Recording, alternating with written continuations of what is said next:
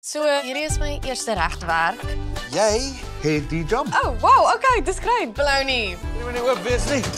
Bologna sal smelt, hè? En my tyd hier sover. Ek werk met Magic. Ons dans. Ons dans. Flip is die bestuurder. Maar die rassie van Bologna. Dis 'n wip vir dit. Maybe the staff must stop coming up with ridiculous ideas. Jy weet, ek het hierdie mense geërf, nie gekies nie. Jy weet nooit regtig wat volgende gaan gebeur nie. We promised to build a rugby field for a special needs school. Hy en Chart saam is baie. Ek flip. Soms wonder ek hoe Flip nog hier werk. Ek het twee stelle baie verskillende standaarde. Een vir mans, een vir vrouens. Maar ek meen die personeel respekteer ons. Ek het my idees. Jy het nie 'n idee nie, man. Kyle is in finansies. You're dying to ask me if I wear the cycling shorts, eh?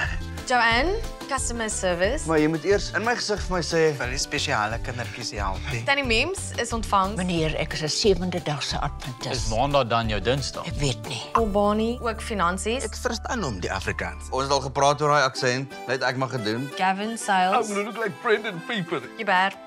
Hy's ook sales. Wel, hy's lank. So ons moet die bully beef gee. Daai skreeu snaaks, maar jy ondermyn my. En Chart hou die Bologna koud. Flippie, ek sou om jou oorlog toe gaan, maar nie op 'n Saterdag. En ja, dis die span. Almal gebind deur die brandende lus om Bologna te verkoop. Reël nommer 1 moet nooit aandag trek oor wat in die Bologna is nie. Hoe minder die Bologna gemeenskap weet, hoe beter.